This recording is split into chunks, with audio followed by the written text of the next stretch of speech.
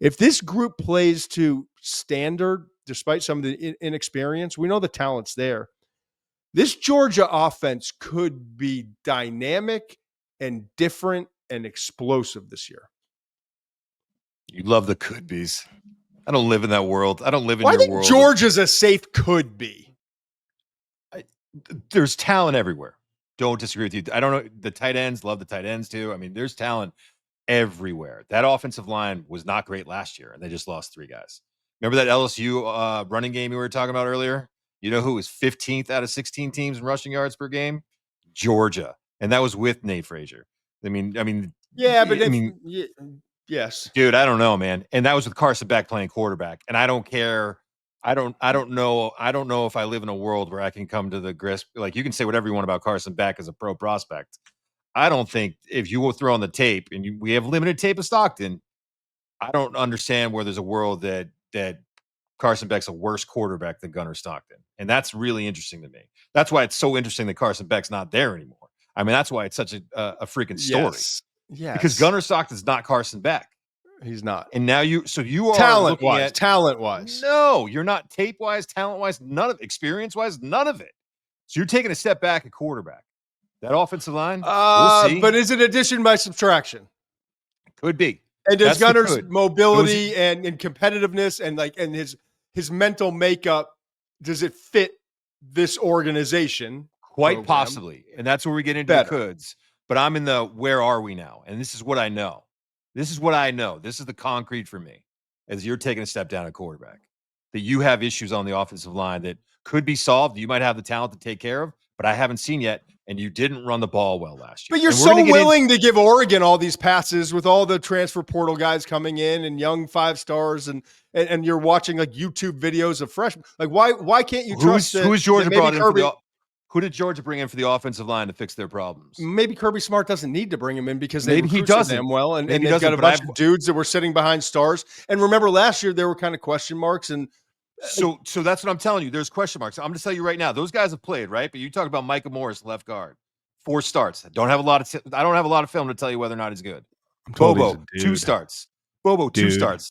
Don't have a lot of tape. Monroe Feeling, the offensive tackle, 5 starts, and he missed spring with a shoulder injury. Then you got Daniel Calhoun, redshirt freshman. I don't know. Ernest Green, the second, the one guy we do know, or the third, whichever it is, didn't play that well last year and is now moving over to right tackle, and we'll see if he can stay healthy because he was banged up too. So there's some things I don't know in Oregon. That's true. But I do know some things at Georgia too. Like, I know what Isaiah World looks like. I know what the other guys that they brought in, they have some dudes. And I know what the center looks like at Oregon. That's a dude. So, like, I understand what that offensive line looks a little bit more than this offensive line. So, yeah, maybe I find myself now I'm like a Georgia Bulldog fan. Because I wanted him to shove it right. By the way, I love Kirby Smart. He is my favorite coach in the whole in all the land. I love Kirby Smart, man. And if Kirby Smart were to walk in right now, pop up behind your head and be like, "Hey, Muench, we're good," I'd feel a whole lot better about the situation. Here's what I know. Here's what I don't know. Here's what I do know. You got a punter in the top 300 list, so we're going to be able to switch the field on you. And this defense is going to be elite. Is it? Yes. It wasn't elite last year, Todd. It was really good last year. So here's something. Here's just a little something that happens when I'm looking at these teams. I want to read what's going on with some of the beat writers. Okay. So this guy's name is David Pascal. He's from the Chattanooga Times Free Press. The Bulldogs had 16. They had top 16 national defenses every season. Under Smart until last year, when they ranked 30th in the country and allowed 329.9 yards per game. I think they were 7th in the SEC in scoring defense last year. 7th. You know what they were the year before? 1. It goes back. It's like 1. National championship game, that first national championship team, they gave up 10.4 points a game. Those defenses were lights out. Last year's defense wasn't as lights out, and they just lost all the guys that they lost. Michael Williams, Malachi Starks, Jalen Walker, all those guys are gone. And there's things that do make me feel comfortable. I'll say this on the flip side. This is something else that I thought was a really interesting number about Georgia. They haven't had a guy with more than 8.5 sacks or 6. They haven't had a guy since more than 6.5 sacks outside of Ojulari when he was drafted. They don't have guys that get big sack numbers, but they do get after the quarterback because of the scheme and because of the effort. So when they're losing some of these guys, I'm not as worried about it because they know how to scheme it up. They know how to get the effort out of these guys, and they have the talent to get around it. That defense last year showed some cracks, Todd. There were some cracks. Tell me the cracks have been plugged.